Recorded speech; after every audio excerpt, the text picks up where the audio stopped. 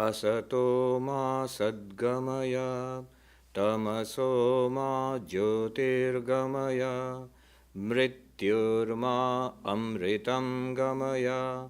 Om Shanti Shanti Shanti.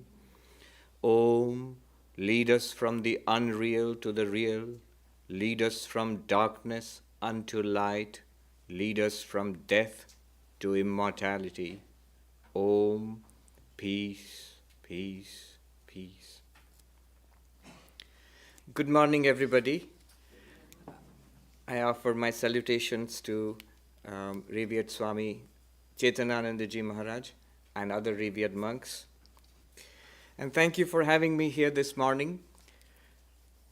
Many of you who are used to me speaking about non-dual Vedanta, well, you are in for something else different today. The subject is different. What the Swami asked me to speak about is Shakti, the power of Brahman. This was actually a bone of contention between Swami Vivekananda and Sri Ramakrishna. Swami Vivekananda, later in this country, he says that I fought with my master for 6 long years, and the main issue over which he fought was the worship of Kali, was the worship of Shakti. He said, how I hated Kali and her ways, and yet he made me over to her and she made a slave of me. In fact, it is because of Kali, it is because of Shakti that Vivekananda, Narendranath becomes Vivekananda, he comes to the West, the Vedanta societies are here today, the floodgates of the accumulated spiritual treasures of the East have flowed to the West over the last 125 years, and which is why you are here today and I am here today also. So it is a very central subject. But yes, Swami Vivekananda, when he came to the West in 1895, after starting the Vedanta Society of New York, he goes to Thousand Island Park in St. Lawrence River, and he stayed there for 6 weeks, and he taught a small group of disciples. And that became the well-known Inspired Talks. And there, in the Inspired Talks, I found in one day, he has given a talk about exactly my subject, what I'm going to talk about today. And it's only 1 page, but I found there so much material, it could be a book. Every sentence there could be a chapter in a book. So I thought I would summarize what he said, but you cannot match Swami Vivekananda's language. So I will read out what he said there about the Divine Mother, about Shakti. But the story about him and the Divine Mother is well known to all of us. How he would avoid going to the temple of Kali, and he in fact even discouraged Rakhal, who later became Swami Brahmananda, because they were all members of this well-known Hindu reform movement of the 19th century, the Brahmo Samaj, who were against any kind of worship in images. And so Narendranath would tell Rakhal that you have signed up for that. Why are you going to that temple and worshipping that image? And Rakhal, who was of a very sensitive and soft nature, started avoiding Narendranath. Till Sri Ramakrishna found out and scolded Narendranath. He said, can everybody go straight to the transcendent aspect of the reality? Let people go in their own way. Why are you discouraging Rakhal?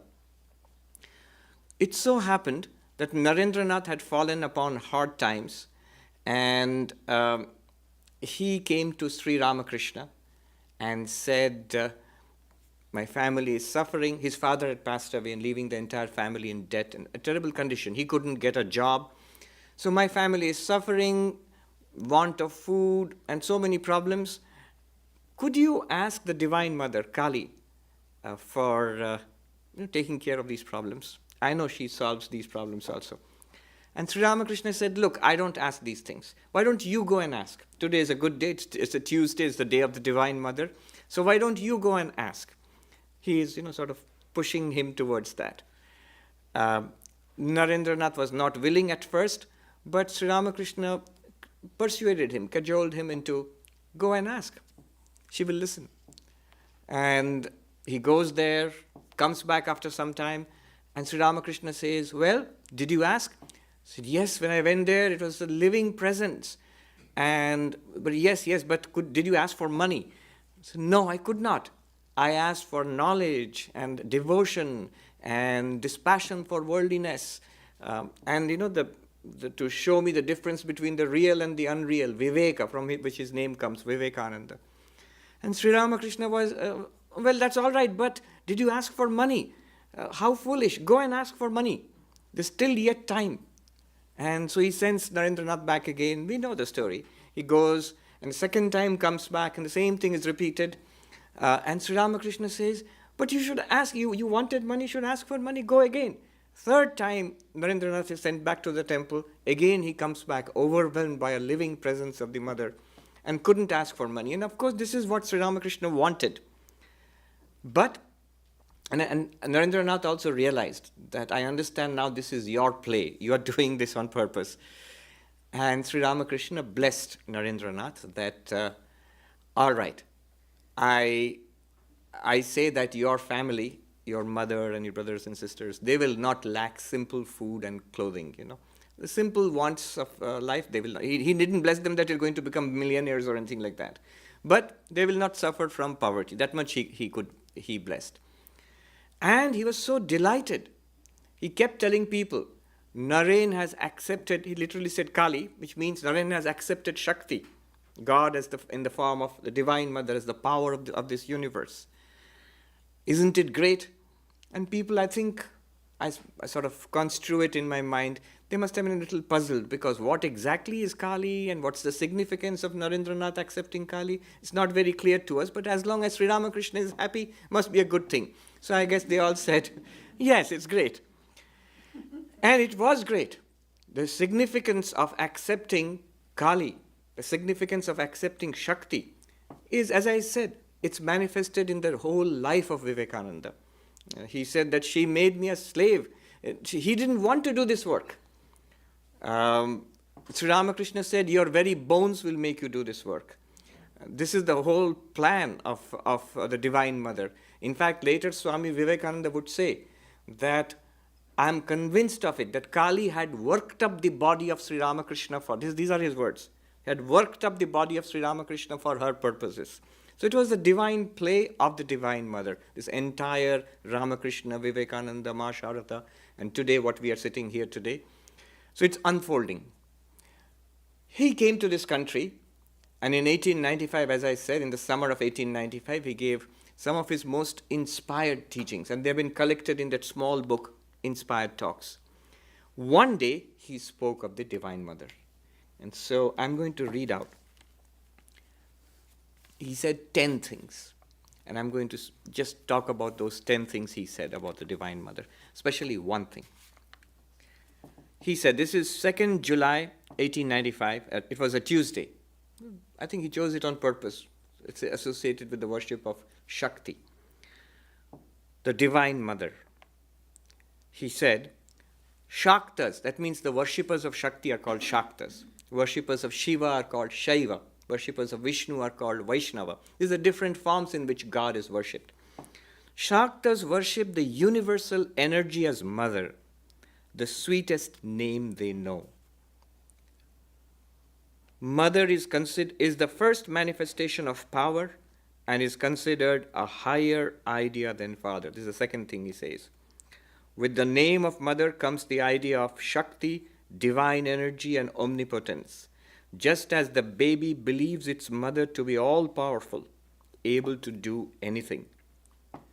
And this was the relationship which Sri Ramakrishna established with God, mother and child. You see, this is one idea that the ancient Hindus came upon, that God being infinite can be worshipped in infinite ways, which Sri Ramakrishna would often say later on, as many paths, so many faiths, as many faiths, so many paths to God. Infinite reality, infinite paths, or infinite ways to an infinite reality. That's, by the way, the name of a new book about to be published by Oxford University Press on Sri Ramakrishna's approach to God. It's going to be released this month. Infinite reality, infinite paths. The ancient Hindus realized you can approach God as Father, which is what people in the West are very comfortable with, an Abrahamic idea, God as Father, but also God as Mother. Sometimes I'm asked to give talks introducing Hinduism to school students. They have courses in religion. And I say to them, look, Hinduism is so diverse that whatever you say about Hinduism is both true and false. Whatever you say about Hinduism, the answer will be yes and no. Do Hindus believe in God? Yes and no. There are philosophies which are not openly theistic, at least. Is God with form in Hinduism? Yes and no. Is God male? Is God in the form of a man? God is male? Yes and no. God can be female also. God can be in the form of... It's a very powerful tradition in ancient India to worship God as Mother. And the whole idea was that, in Vivekananda's words, in spiritual life, we try to divinize our human relationships. That is to see God in everybody, in all human beings, in all beings. And to humanize our divine relationship. Your relationship to God is humanized. Humanized means you have a relationship of father or mother or child. God is your child. Which is why the baby Krishna or the baby Jesus is worshipped. Or lover, or friend, or a peaceful, impersonal principle in non-dual Vedanta, for example. So all these relationships are possible. And Sri Ramakrishna, among all of them, Sri Ramakrishna explored all of them. But his basic tendency, fundamental approach to God was mother and child. She is my mother and I am the child. The third thing which he says, the Divine Mother is the Kundalini sleeping in us.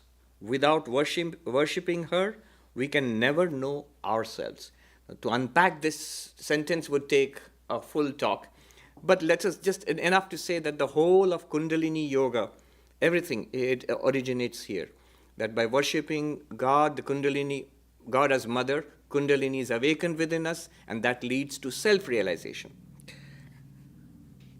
Then he goes on to say, she is the sum total of the energy of the universe. Every manifestation of power in the universe is Mother. She is life, she is intelligence, she is love, she is in the universe, yet separate from it.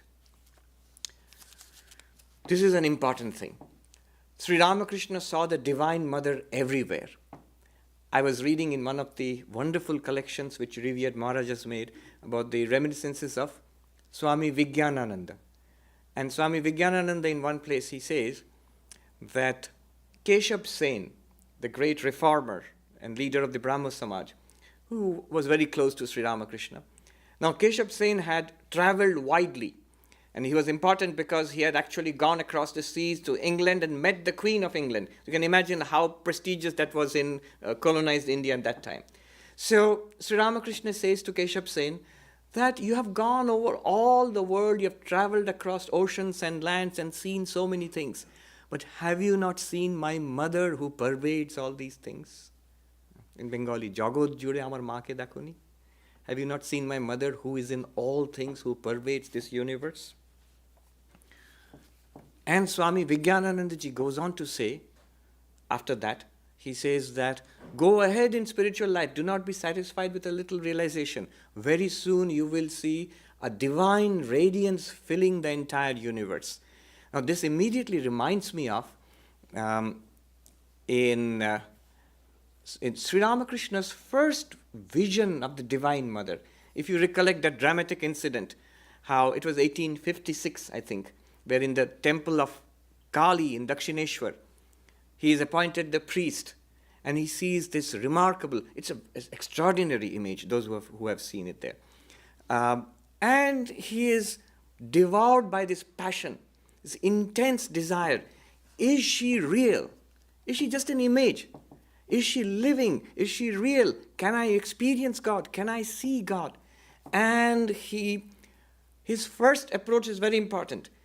Because before all the meditation, all the mantras, all the Vedanta, all the Tantra, all the teachers coming, before all of that, he first takes the heaven by storm, by simple passion for God, simply by crying for God. We read how he would throw himself on the bank of the river Ganga and rub his face on the ground, crying that, "Mother, one more day is gone as the sun would set on the western horizon. One more day is gone, and I have not seen thee." And people who would gather around this young priest would think he's mad, or he's a poor village boy, misses his mother who's in the village. Maybe he's crying for his mother who's in the village. And finally, he had the vision of the mother in the temple. And the vision was very interesting. His description was a white radiance. First vision was formless, a formless, infinite radiance of awareness, being, pervading the entire universe.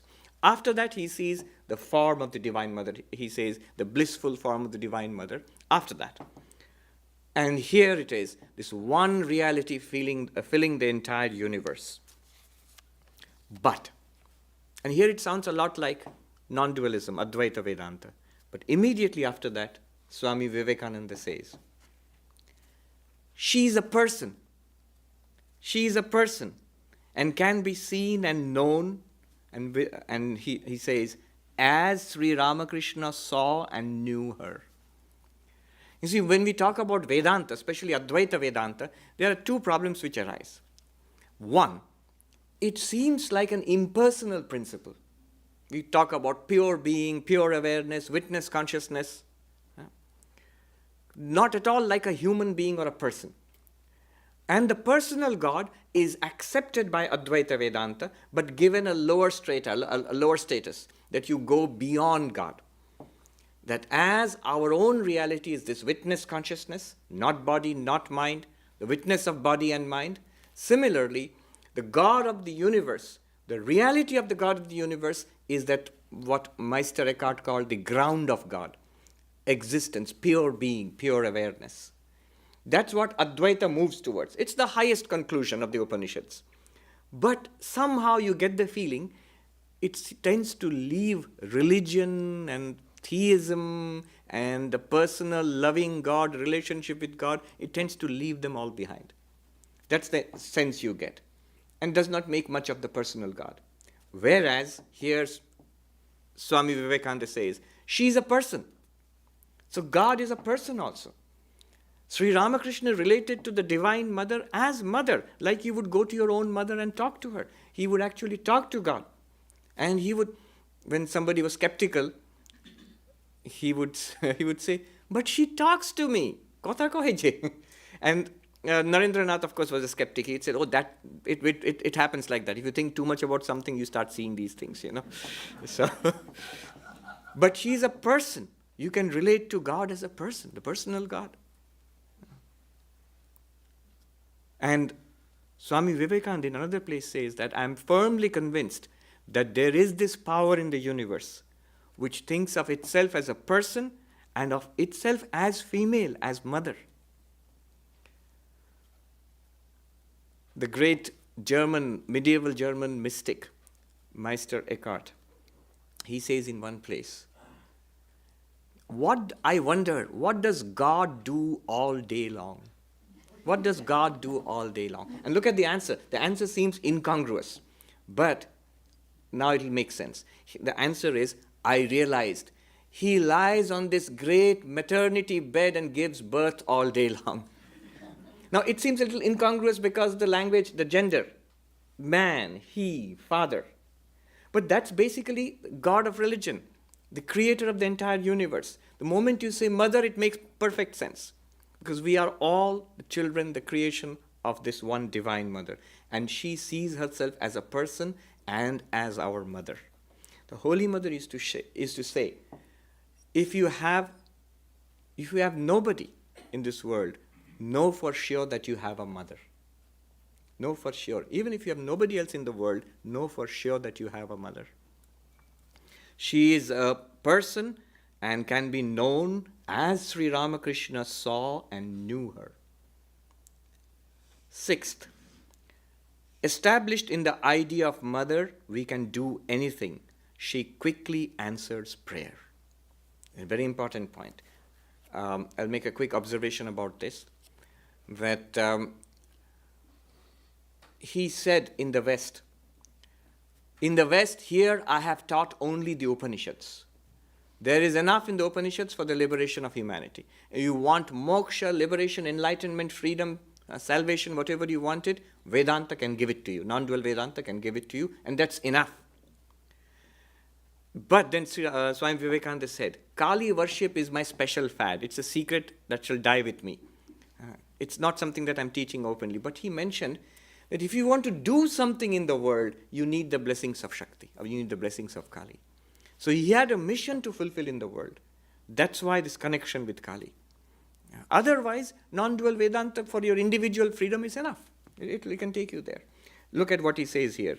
Established in the idea of mother, we can do anything. And also, he says, she quickly answers prayer. This is one thing I've seen among senior monks. When somebody approaches with some problem, they invariably say, pray to God, or pray to Sri Ramakrishna, pray to Thakur. But if somebody is really, really in trouble, really weeping and crying, I've seen this again and again, they will sort of, as if giving a little secret, pray to mother. Pray to mother. I have seen in the main monastery in Belur Mutt, the big temple of Sri Ramakrishna, of course very popular, many, many people go there, but often I've seen people go there, bow down, and then they go straight, make a beeline for the temple of the mother, which is a much more modest structure on the bank of the river. And there people I have seen, they sit there and meditate and cry and weep. So this idea that mother answers prayer much more easily, much more quickly, much more leniently than father. Father is stern. Father listens, but stern. We get what we deserve, and father is just.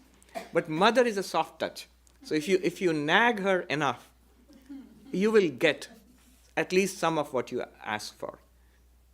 And well, I'll leave it at that.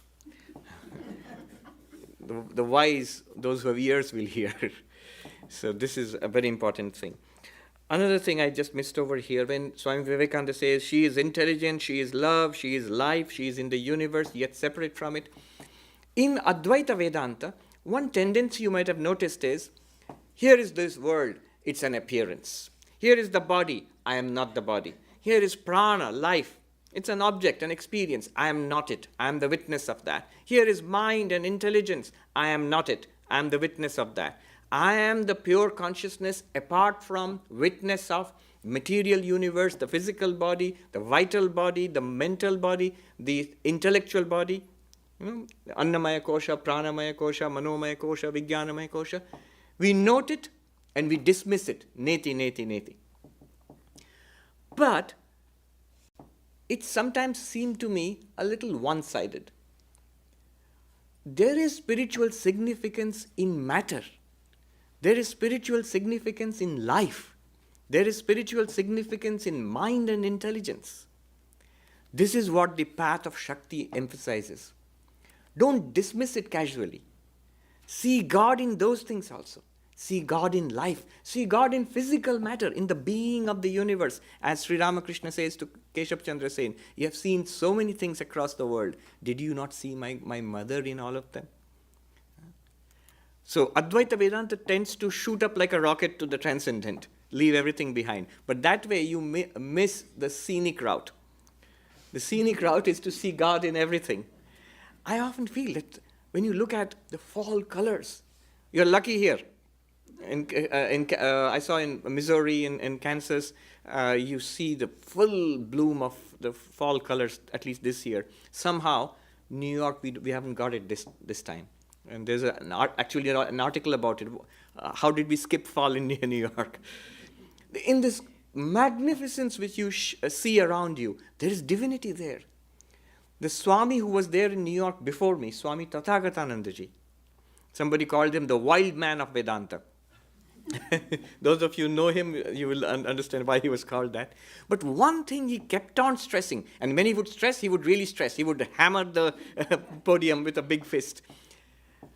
God in life, God manifested in all living beings. Life itself is God.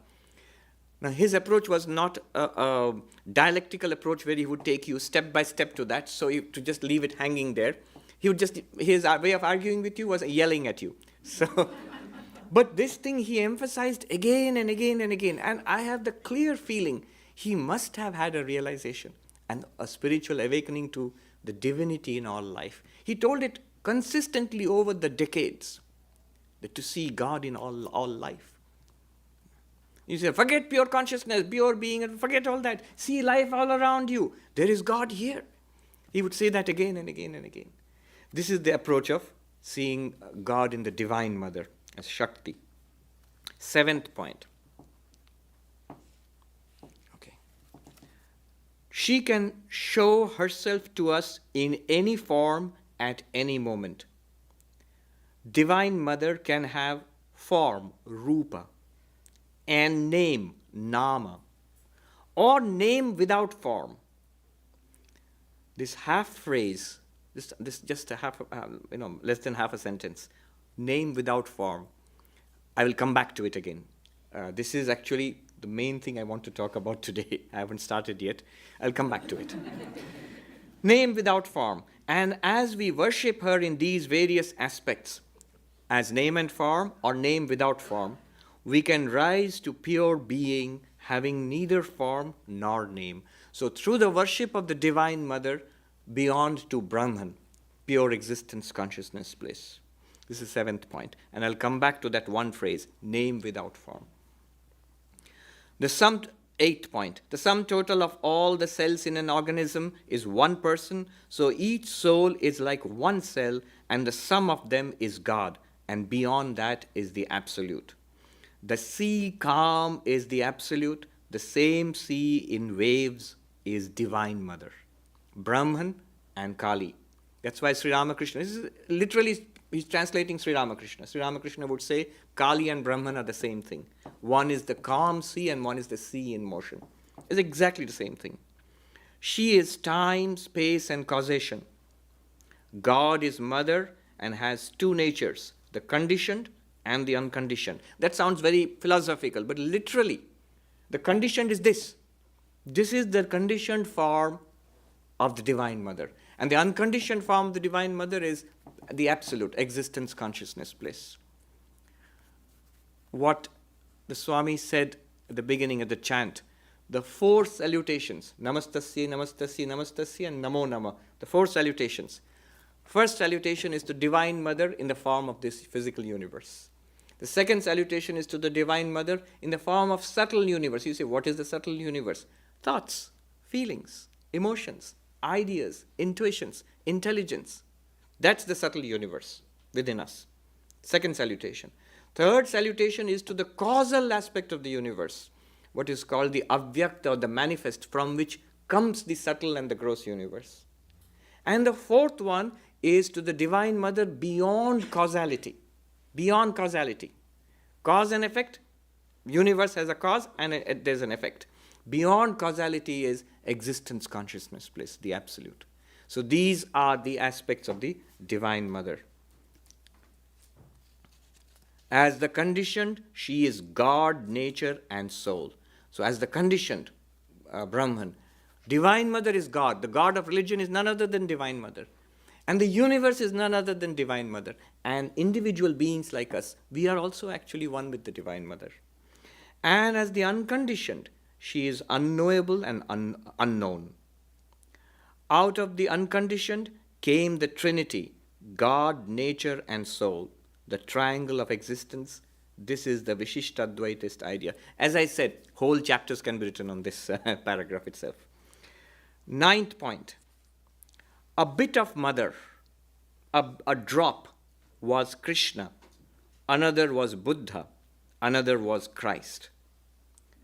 So this is the whole mystery of the incarnation of God. God coming as avatar. And from the Shakta point of view, It's an ocean which is the Divine Mother, and a drop of that ocean is the incarnation of God. Rama or Krishna or Buddha or Christ. So they are drops of the ocean. That is, if they are a drop, imagine what the Divine Mother is. The mystery of incarnation of God, the mystery of avatar. There's an old joke which goes, if we are all children of God, what was special about Jesus? Son of God. So we are all children of God. But there is something special about Jesus. This is what is explained in the mystery of incarnation. And this thing becomes more acute in Advaita Vedanta, non-dual Vedanta, where we are all Brahman. Everything is Brahman. So what's so special about an incarnation? What's special about Krishna or Christ or Ramakrishna? That's why when Sri Ramakrishna said to Vivekananda that he who was Rama, he who was Krishna is in this body, Ramakrishna, but not in your Advaitic sense. In your Advaitic sense, everybody is Brahman. We are all Brahman. But there is a special sense in which avatars, incarnations of God, are different from the rest of us. In this very book, Inspired Talks, Swami Vivekananda says at the beginning that nature has two kinds of products, two kinds of creation. Nature, that means Prakriti or the Divine Mother. One is this universe and us, sentient beings and the universe. That's one kind of product. And then he says there is a special creation which nature undergoes once in a while, which is the incarnation of God, avatara, indicating thereby the incarnation is a separate mystery altogether. One sentence. You could go on talking about it. And the last thing he said here, the worship of even one spark of the mother in our earthly mother leads to greatness. Worship her if you want love and wisdom. So just little more than one page. And as I said, you could write a volume on it. Now I'll go back in the time remaining to me. It's a difficult topic. I've been avoiding it, but we have to get around to it. I'll go back to that one phrase he used, that the Divine Mother can be name without form. Name without form. The whole mystery of the mantra. Why I want to dwell on it today is many of us here, though we read Vedanta, we are interested, we listen to talks and think about it, but many of us here are initiated into the practice of a mantra. Ishta Devata, the chosen form of God, and the repetition of a mantra. So this is the right occasion to talk about it. Shakti of Brahman, Divine Mother Shakti, and the relationship. What is the special practice? And how is it related to mantra? So this is what I'm going to talk about in the time remaining to me. For this, we shall have to go further afield to a philosophy which I don't think I've mentioned in my talks, which we normally do not talk about, a magnificent system of thought related to Vedanta but different from it. It is the Kashmiri Shaivism system, the system of Kashmiri Shaivism. So in that system, which reached its climax maybe a century or two after Shankara in Kashmir, in that system the highest reality is called Shiva. Highest reality is called Shiva. And Shakti, the Divine Mother, is the power of Shiva. The highest reality is not in, as in Vedanta we say Sat Chit Ananda, existence, being, awareness, bliss, or being, existence, consciousness, bliss. In the Kashmiri Shaiva system, Prakasha Vimarsha Swarupa. Prakasha means awareness, pure awareness, consciousness. Vimarsha is an interesting term that they use, which is not used in Advaita. Vimarsha means this pure consciousness, which is Shiva, is aware of itself, self-aware. Not just illumining everything, as in Advaita Vedanta, but also reflexively aware, I am Shiva. I am the limitless Shiva. This self-awareness is called Vimarsha. Prakasha Vimarsha. So this is the essential nature of Kashmiri Shaivism. It's a vast and complicated system. If you think Vedanta is difficult, try reading Kashmiri Shaivism. It's enormously complicated, but very sophisticated. One great philosopher, Arindam Chakravarti, he told me, Swami, if you want to understand Sri Ramakrishna, study Kashmiri Shaivism. What concerns us today is this. Kashmiri Shaivism has 4 approaches to enlightenment. 4 approaches to enlightenment. The highest, it's hierarchical. The highest is called no path, anupai, no method.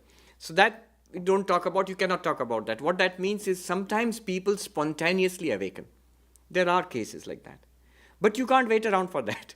When am I going to awaken spontaneously? That is very rare. So that is called anupai, that is set aside. There's nothing to talk about there anyway. By the great grace of God or Guru, one may awaken, but that's different. So the highest method they talk about, their central text is called Shiva Sutras, the Sutras of Shiva. In that, the three other ways they talk about are the Shambhava Upai, which is the way of Shiva. Shambhu is one of the names of Shiva. So Shambhava Upai, the way of Shiva. Shakta Upai, the way of Shakti or the Divine Mother. And the third one is called Anva Upai, the way of the individual sentient being, us. So Anu is the word used in Kashmiri Shaivism. Anu literally means the unit or the atom, the point, the dot. So just this limited being which we are. 3 ways. The most advanced and direct way, Shambhava Upai, the way of Shiva. What is it? I can see many people are curious. That's the way for me. That's nothing. That's when you read it, it's very, very close to Advaita Vedanta. It's almost the same as non-dual Vedanta. The first sutra of the Shiva Sutras is Chaitanyam Atma. Atma, the self, you are pure consciousness. It starts with that, with some pointers to that, and you're supposed to realize it. Realize consciousness by consciousness. And if you see the sutras there, they are all very similar to, there's a lot of similarity with non-dual Vedanta. But the thing is this. When I have talked about non-dual Vedanta for the last few years I've been teaching here, one common question which I come up against is this. Swami, I listened to the talks, I read the books, and I understand it too. But what do I do now? What's next? This is one form of the question. The other form of the question is, I understand what you are saying, Swami, but my life is not changing. I'm still suffering. I'm still the same person. How do I realize this? If you ask that question, then Advaita Vedanta has not worked for you. You're not even supposed to ask that question. The pointers are supposed to be enough for us to awaken. Now, what will happen if you go to a non-dualist, an Advaitin teacher, the pure, strict non-dualist teacher, and say this? You know what the answer is? The answer is, the method is hearing, reflecting and meditating. Shravana, Manana and Nididhyasana. It's not working. Not working. Repeat. I've been repeating 30 years, 40 years. Better luck next life. I actually heard a great teacher, a contemporary non-dualist teacher. He said this. Because there is no other way in the strict monastic, Advaitic, non-dual Vedanta. The truth is here, it's being told to us. We listen to it, we argue it out if you have got doubts, and we try to settle down on it. Not working. Keep trying. Not working. Next life. There are many lives ahead of you. Now, in Kashmiri Shaivism, what they will do is, the way of Shiva, not working. Okay, step down. Take the help of the Divine Mother, Shakti. How does it work? What is the problem? Why does the way of Shiva not lead to enlightenment? Why does non-dual Vedanta, why does it not work instantaneously? It should work instantaneously. One of the attractions of the non-dual path is that it seems, I will say within quotes, it seems to be effortless, instantaneous. And who doesn't want an effortless and instantaneous way? But it doesn't seem to work. So why does it not work? They analyze it. In Kashmiri Shaivism, they will not say, better luck next time. Said, yes, we have something more for you. They'll open another drawer and take out something else. Here is something for you. Now, as we go from the way of Shiva to the way of the Divine Mother, it will seem to become much more complicated. Remember, the truth is not complicated. We are complicated.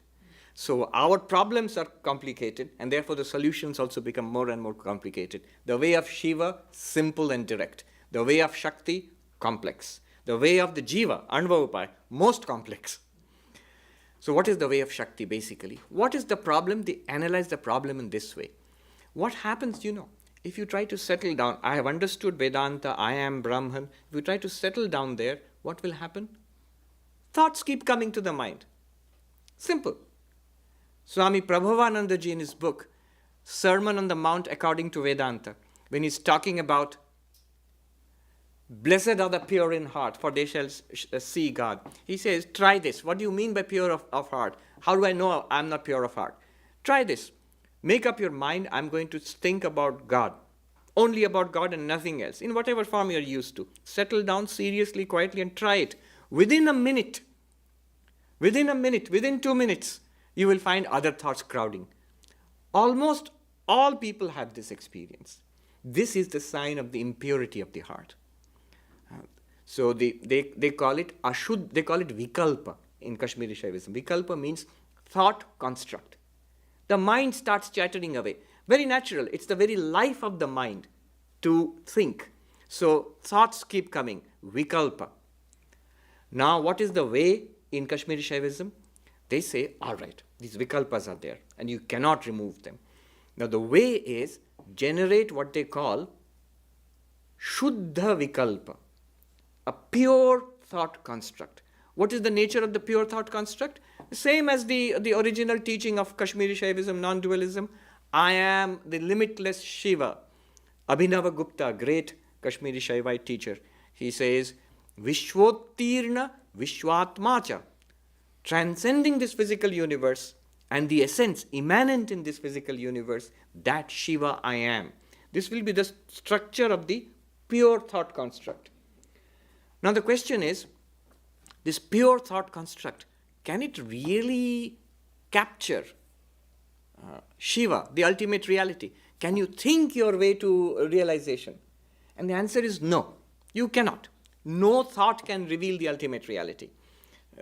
Abhinava Gupta gives a classic example. He says, you might as well ask a pot kept out in the bright sunlight. Ask the pot, illumine the sun. Impossible. It's a crazy idea. It's just the opposite. It's the sun which illumines the pot. The pot has absolutely no way of illumining the sun, and neither is it necessary to. Similarly, to say the mind can capture my ultimate reality, Shiva, it won't work. Then what will this Shuddha Vikalpa do? What is the purpose of this practice? Two things. I will quickly race through this. I think we have got a little Q&A afterwards. So if you have got doubts, you can ask that. So it goes like this. 2 functions, negative function, positive function. The negative function of this practice is the illusion of duality is to be removed. Abhinava Gupta says, Swarupa Akhyati Matra Dvaitam. He says, Dvaita Adhivasam, Swarupa Akhyati Matram. But what it means is, this experience of a dualistic universe is only due to the non-apprehension of our non-dual self. It is there, but we don't see it as it is. That's why we experience this. So this Shuddha Vikalpa, this practice, will only remove this error. It will, look at the difference. It will not catch hold of Shiva. It will remove the ignorance that we are not Shiva. That's the negative function of the Shuddha Vikalpa. What is the actual practice? The practice has 3 aspects. Mantra Shakti, number 1, the power of the mantra. The second one is called Bhavana, Sattarka, that's a technical term, Bhavana, which means meditation. And the third one is Shuddha Vidya, pure knowledge, what they call enlightenment. So the practice has 3 aspects: mantra, meditation, enlightenment. How does the mantra work? It works like this. As Swami Vivekananda said, the Divine Mother is everything. What do you mean by everything? There are 2 aspects of everything. Forms, what you experience in the universe. And names, the conceptualization that we do in our minds about those objects. Whatever you experience is called Rupa. And the way you grasp it in your mind, the conceptualization here, the language used for that is called Nama. So the Divine Mother is both Rupa and Nama. The thing itself and the concept in your mind. The concept is always expressed in language. So the Divine Mother manifests herself in language. So the entirety of language is generated by letters. I'm going fast now. The entirety of language is generated by letters. And the set of letters, the Sanskrit alphabet, is called Matrika. Matrika. So this Matrika is none other than the Divine Mother, none other than Shakti, manifested as language. And language expresses or enables us to experience the universe of forms. The universe and our language are coextensive. I remember one of the greatest philosophers of the 20th century, Wittgenstein, in his classic gnomic text, Tractatus Logico-Philosophicus, he begins, almost at the very beginning, he says, the limits of my language are the limits of the universe. The universe and language, name and form, they go together. Now, we do not recognize the Divine Mother in all these forms. And we think language is ordinary. This ordinary language ties us to this ordinary world. We do not see the divinity in either of them. What the mantra Shakti does is, it says that language is divine. And to see the divinity in language, to use the divinity inherent, the divine power, Shakti inherent in the very letters, each letter has a divine Shakti inherent in it. So mantras are generated out of these letters. And the entirety of the Sanskrit alphabet, it means that I am that limitless consciousness. How does it do so? It's incredible. We never think about that way. If you know Sanskrit a little bit also, it'll be amazing to you. But even without that, we can grasp. See, here is a secret. In the Sanskrit alphabet, also in many Indian alphabets, it starts with A. The first is not A, it's A. The most primitive sound is A. And the last one is Ha. If you see the whole alphabet, it starts with A and ends with Ha. Now, A is the mantra for Shiva, according to the science of mantras in the Shakti, in the way of Shakti. A is the mantra for Shiva, is the bija mantra for Shiva. And Ha is the mantra for Vimarsha Shakti, the Divine Mother. And in between these two letters, A and Ha, the last one, in between are all the other letters. All letters.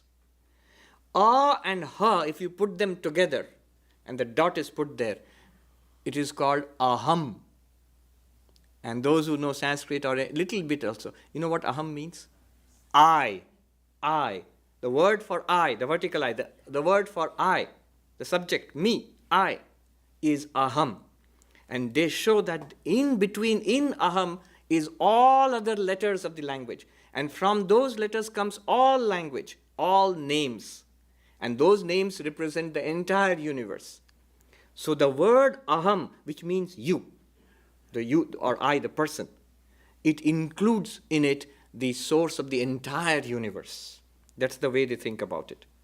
So all names corresponding to all entities in the universe are encompassed in that word Aham. The word Aham, I, the mystical meaning of that is pure consciousness, Shiva, starting with A, coming down to Ha, in the entire process, manifests as everything in the universe. The cause of the universe, the subtle universe, and the physical universe. But the Swami said that the four salutations, so Shiva manifests as the cause, as the subtle universe, as the gross universe, and does so by the power of Shakti, the Divine Mother. So Aham, it sounds complicated, but actually is only one idea going through all of it, that language is mystical. It runs much deeper than what we think. We use it for referring to this world. And they say using language in its ordinary sense traps us in samsara. Using language in this mystical sense will free us from samsara. Now the Guru gives you a mantra that we have all got, most of us. And that mantra is generated from this matrika, from this set of mystical letters. And this mantra refers to one or the other forms of the Divine Mother. In some form, the Ishta Devata. It could be male, it could be female, it could be beyond gender. And as we repeat that mantra, the mind and the personality becomes divinized. And the divinity inherent in that mantra reveals itself. The repetition of the mantra goes into the second stage, which is called bhavana. Bhavana is a meaning, there's no good English equivalent for it. It means meditation. Abhinavagupta says, what is meditation? He says it's a kind of imagination. The difference is what already exists and yet is not evident to me is made evident by this process. There's a difference between imagination and meditation. Imagination is when I imagine Harry Potter or Superman or Batman. It's a product of the artist's imagination, author's imagination. It's not really out there. But bhavana is something already here. We don't see it. The mystic sees it and gives us a practice so that it can become clear to us. So one translation was creative imagination to grasp an already existing but unseen reality. But the word bhavana. And then it manifests itself as our real nature, as the Ishta Devata. That is called Shuddha Vidya, the third aspect of the practice. And then what happens is the difference between knower, known, and known, and knowledge. Knower, known, and knowledge. It disappears into one uniform awareness. That is the realization of I am Shiva, or in Advaita Vedanta, Aham Brahmasmi. I think I've run out of time, so I will conclude here. Shakti, they call it Shaktopai in Kashmiri Shaivism, a very powerful means to enlightenment, especially relevant for us, because actually many of us, we practice that. We don't often speak about it, but this is in essence the science behind the practice that we all do. I will conclude with the peace chant. Om Shanti Shanti Shanti Hari Om Tat Sat Shri Ramakrishna Arpanamastu. Thank you. I generally speak. I don't get chance to listen, but today I listened. Swami Sarvapriyananda justifies his name. Sarva means all. Priya means dear. He is dear to all. I think his guru gave a good name during his sannyas. Many of you have heard his talks in YouTube. Many of his lectures are there. I sometimes, in Laguna Beach, when I cook, sometimes I turn on his tape and I listen and I cook. Very good topic, and he explained very well. And this Shakti, the Divine Mother, the way he started, is a really mysterious phenomenon. We live inside the Shakti, but we do not know the power of the Shakti. That power comes from the Mother, the source.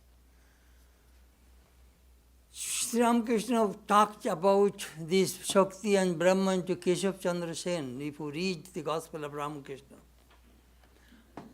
he mentioned the Brahmas did not believe God with form. Their concept of God, just Christian concept of God. God without form, but all powers.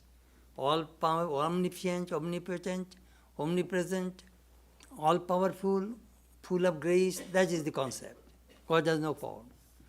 So anyhow, but Sri Ramakrishna proved God is both God with form and without form. He said that Swami Sri Ramakrishna's message is all inclusive.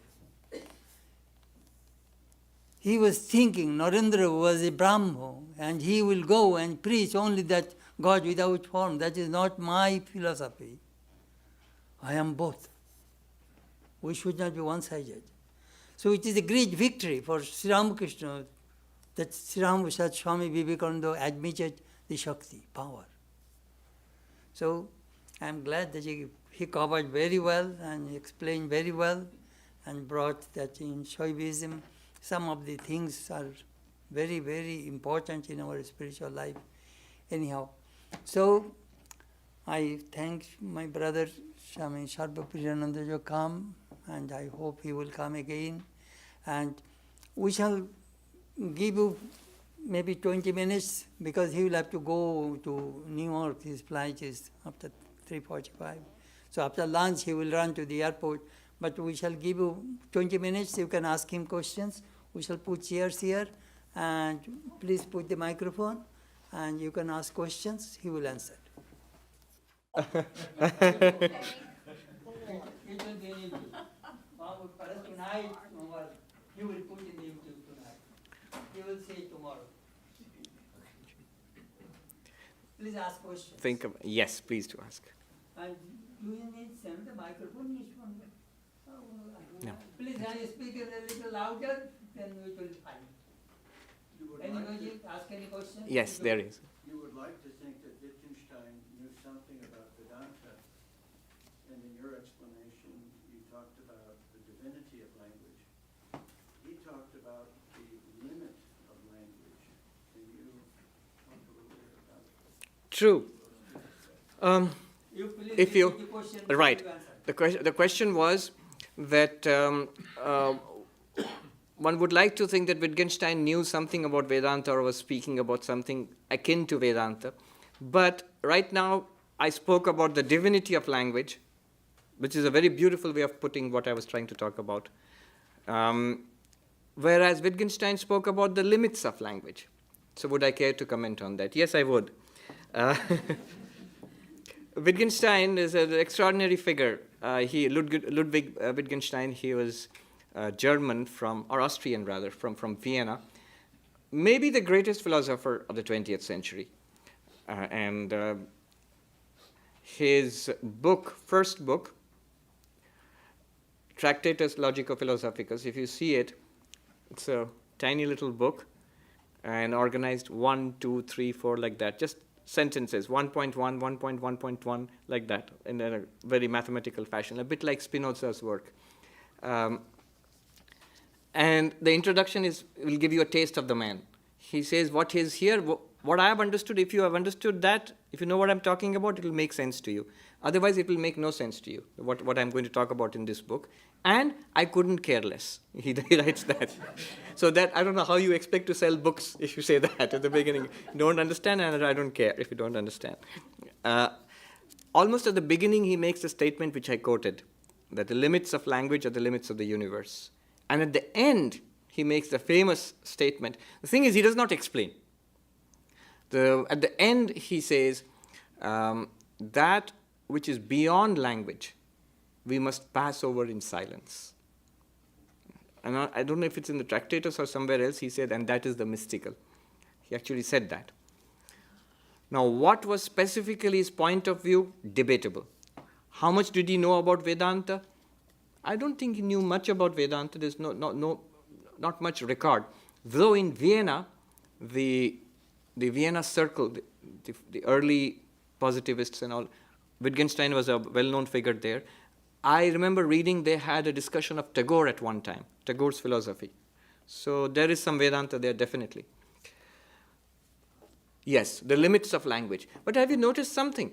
Advaita Vedanta, non-dual Vedanta, basically keeps on harping on the limits of language. The ultimate reality is beyond language, cannot be expressed by language. And Shankara goes into great detail in his commentary on the Mandukya Upanishad Bhashyam. In that he expresses, the Mandukya Upanishad in the 7th mantra says, Abhyapadeshyam, unnameable. The ultimate reality is beyond name. Why unnameable? And Shankara gives a long discussion about that. If you're interested, I have a talk, Advaita Vedanta and the Paradox of Language. Why that ultimate reality is ineffable, beyond language. So Shankara goes into details there. What can language do? And why it will not work on that ultimate reality. And so ultimate reality, Brahman, has to be beyond language. But then also, the problem remains, if the ultimate reality is beyond language, What are the scriptures, Upanishads, Vedas, or any scriptures? They are language. So the language has to express something which cannot be expressed by language. You see the problem? And so the various strategies adopted by Advaita Vedanta, non-dual Vedanta, to express something which cannot be expressed by language. You would think, how can they do that? Oh, there are ways of getting around it. For example, we all know about neti neti, not this, not this. What is neti neti? If I cannot speak about it, I can at least say what it is not.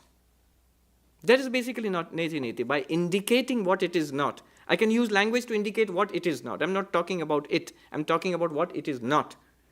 Then, what is the result? You would be expected to grasp an intuitive flash what it is, and I am that reality. You will be expected to grasp that. That is the technique. That's one strategy. There are about half a dozen strategies used by Vedanta. There is the strategy of paradox. Further than the furthest, nearer than the nearest, greater than the greatest, smaller than the smallest.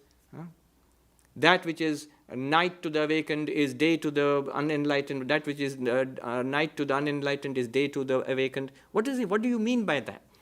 There's a very precise meaning, but it has to be grasped intuitively. So Advaita Vedanta keeps on dwelling about the inability of language to express that. At the most, language can point towards it. Whereas, you are very right, what I talked about today was a different approach altogether. The approach of Shakta Upaya in Kashmiri Shaivism, which is a step down from the way of Shiva. The way of Shakti is that language can help us. It is language which binds us to a delusional reality. And language can help us to set us free from it. So, but there also, Abhinavagupta points out, can language help us to grasp that ultimate reality? Actually, no. The role that language serves here is negative. It removes the delusion of duality. And the reality, Shiva, shines forth. But you will notice one thing, I'll just end with this, that Advaita Vedanta did not go ahead and develop this extremely ornate, mystical theory of language. No. They just said language can't do it. And so we have certain strategies and finished.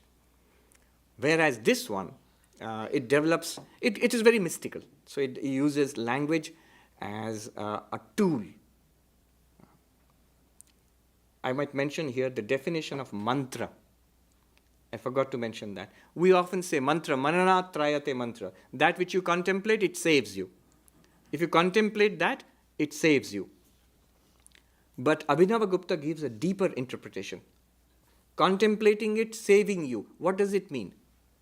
He says in the Tantra Sara, Para tattva sfuratta atmakam manana dharmata bhedamaya samsara prashamatmaka trana dharmata cha asya niruchyate. Mantra is said to have these two characteristics. One is, by contemplating it, the reality, paratattva, the ultimate reality, sphuratta, it shines forth, it is revealed to us. And the other quality of mantra is bhedamaya samsara prashamana. This world of fractured universe we live in, the universe of limitations and dualities, this ceases. This is quietened. Prashamana means it's quietened. This is the meaning of mantra. Very, very, very powerful meaning. Yeah. Yes. Another question? Right behind. Thank you. Thank you for your teaching. Thank you. Could you help me understand the value of Halloween for self-realization? The value of Halloween for self-realization. My idea is often on Halloween I'm not wearing any costume, but I'm wearing my work costume, and I'm saying to people, oh, this is my Halloween costume, and people chuckle. And there's an idea there, obviously, I am not my work costume. But then I just learned yesterday that actually, well, maybe I'm not the awareness that I am every moment. Even when I'm not for Halloween, or not when I'm making a joke about Halloween, just every day I am not this self, I'm not this name, this person, this role I'm playing. Well, you have answered the question, I think. I understand. Yes. I'm just going to repeat what you said. How do you put it in baseball? It came out of the left field or something, that question. So, but it's interesting. I'm just thinking about it yesterday. Halloween has these two qualities. It is disruptive. It disrupts the flow of our ordinary way of thinking, dealing with the world, thinking of ourselves and others. And it's magical. It's magical. It brings an element of magic in the form of little ghosts and witches and all of that, and weird costumes and provocative. Halloween is that. So if you want to spiritualize Halloween, you have to, in fact, that's a very, very good example of Shakta, the way of Shakti. The way of Shiva or the Advaita Vedanta is very philosophical, abstract, dry. It's not dry for me, but that's how it's characterized. I think it's perfectly fine. But the Shakta Upai is disruptive. It uses the elements found in this world and to transform. You look at this world in a completely different, magical way. So these two characteristics, disruptive, magical. That's how I see Halloween. And that's what the Shaktopa is also all about. It disrupts the normal flow of our dealings with the world and introduces the element of magic into it. I don't know. Yes. Practical aspect of the Shaktopaya. Yes. So when we are reciting the mantra, is it just enough to just focus on the language instead of imagining it? No, that the Guru will teach you. Usually what we do is, in our tradition, it's not just the mantra. It's the mantra and the deity associated with it. These two traditions have powerfully developed this. One is the tantric tradition in India. So there are multiple tantric traditions in India. And also the tantric tradition of Tibetan Buddhism. Both of these, they have a common source. Tantra, basically, the mantra, the language, name, and the form. So these two, a mystic form and a mystic language, they are usually associated. So the Guru usually tells us how to visualize the mystic form and to at the same time repeat the mantra. Yes. Swami, so then when you talk Got up. Loudly, please. I'll try something. So the name without form, can you talk a little more about that? That's what I talked about. No, but in the context of the mantra. Because Yeah. when you say the tantric tradition, you're saying the mantra with the form. Usually. But it can be without the form also. Some people just chant the mantra. Even in Advaita Vedanta, Panchadashi, the teacher speaks about how to calm the mind down. If it's not working, then how to calm the mind down. Dirgha Pranava Ucharana. In one of the chapters in Panchadashi, he says, a prolonged chanting of Om. If you repeat it for a pretty long time, it calms down the mind. So there is a practice of mantra without the form, just the language itself, the mystic syllables. And there is a practice of mantra with the form also. Yes. Yes. I was thinking it may help me to keep in my mind all the time as I leave the building here. Can I equate silence to non-dualism and language as dualism? And mantra would connect those? Does that make sense? It makes sense. I've never thought about it that way. But yes, it does make sense. Silence is the evocation, is the best expression of the ultimate reality. But the problem is if you keep silent, if the scriptures were not written and the gurus all kept silent and we didn't have Sunday talks and the Swami stood there and kept silent, first time you might think it's very profound, but very soon you'd stop coming. Yes. So one step below silence is the mantra. And one step below the mantra is the talk, is a lecture. Somebody said silence is the language of God. Everything else is a poor translation. Very true. Shankaracharya, in his Dakshinamurti Stotra, there's a beautiful sentence. Maunam vyakhyanam, shishyastu chinna samshaya. The Guru teaches in silence. The teaching is in silence, and the doubts of the disciples are dispelled. This you see in the presence of great teachers. Sometimes you come with a question, and you find sometimes the teacher is talking about exactly your question, or you're sitting in silence with the teacher, and after some time the question dissolves. All right. Yes. Can I ask a non-spiritual question? All questions, you must have realized the language itself is spiritual, so whatever you ask is spiritual. I wanted to say, I'm a Bengali and I grew up in Odisha, and Oh, I I see. understand that it was the same for you.